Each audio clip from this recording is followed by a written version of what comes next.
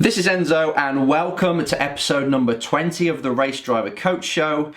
And this is the question that inspired this episode. Now this question isn't from Simon, I'll just give him that name because he wants to stay anonymous. He said, I am not being taken seriously by my team. I'm as quick as my teammate, but he's getting better treatment and attention than me. Any idea for how I can win them over? This is a big year for me. Now, as you know, I help drivers perform better, whether it's in the car or trying to build a career or their sponsorship or whatever. But one big area that people forget about and people overlook is their environment when they're at the circuit with their race team, their relationship with their race team, and where they stand in the hierarchy of the race team. Because if you see a team with like 4 drivers, you always see a pecking order. No matter how hard the team will work to try and keep everyone on equal terms, very often, not always, but very often, you'll get one car that's probably got the best team of people working on it. You know, their favoured mechanics, their favoured engineers. So you get an idea that they want that car to perform very well for some reason. And maybe that car will get the new parts on it before anybody else, the other 3. Or maybe there's one that they don't give 2 hoots about. And it gets the trainee engineer and the trainee mechanics on it, and you can just tell it's not finished quite as well.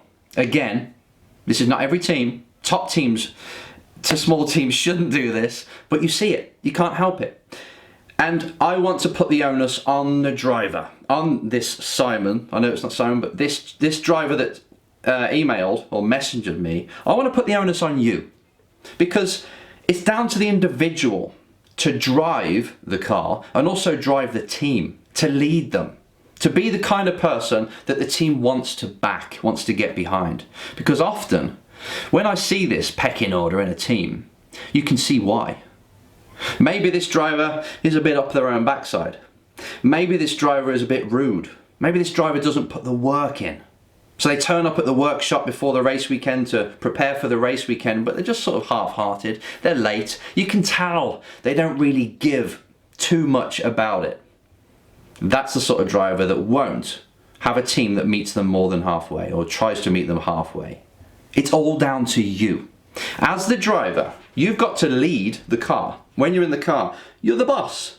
It reacts to how you put your inputs in, how aggressive you drive, the technique you use. It all is based around you, unless something fails. You manipulate it. How you are in that race car and what you do and the effect you have on the outcome, you'd say it's like 80%, right? Say it's the driver. They make the bigger difference, the biggest difference. And that's the same when you're in a team, when you're in an environment of people. If you take it upon yourself to be the one person who, again, is 80% in control of the outcome, of how people treat them, of the whole atmosphere, of how you get treated, if you take that on and see it as pretty much a non-negotiable, you start to change your plan. You don't start to look at things and say, oh, I'm not being treated the same as everybody else. He's got this before me. She's getting a house, getting a lift and getting on with the mechanics and engineers behind the scenes and seeing them outside, and I'm a bit disconnected. It's all down to you, the person. You're the one that's got to take and put more in to the relationship than the team are going to give. You got to look at it from a team's perspective, right? They're there every single year to pay the bills. You're helping them do that. They've got to give you a good service to do that, unless they're paying you. But this is for drivers that are paying to be there. So they will do a service. They'll do the best they can within their job roles, each and every person, right? But if you want camaraderie, if you want them to go that extra mile, then you're the one, keep pointing to myself, but you're the one that has to create that. You have to go that extra mile. You're the one that has to make an effort to learn your bloody mechanics' names and the names of the mechanics on the other car and their lifestyles. You know, what are they into? You just got to get to know them. And then once you know them, you know how to talk to them in a certain way, to be their leader, to help switch them on, to make sure they're at their best. It's all down to you to do that. So you've got to be the one that actually they want to go to work for. And there's so many times I've heard mechanics saying, oh, I chose this car to work on because I like the driver. Or I'm staying here another year because I like the driver. When you hear that, I always look at the driver and think, man, you've got this switched on. You know exactly what you're doing. You're the person that's bringing the team together. They're following you.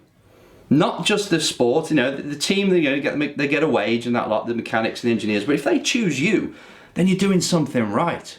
And that's what you've got to do, Simon. You're the one that has to lead it. Don't just sit back and bitch about the other driver's getting this. Instead, look at that other driver and admire them and say, what the hell are they doing that I'm not? And watch them. And you'll see the way they talk, the way they are on circuit, the way they put the effort in, the image or the aura they've got around them, what they bring to the team. It makes them more magnetic than you. You've got to find out why. And it's something you can do. It's something you can turn around. It's not something that's out of your control.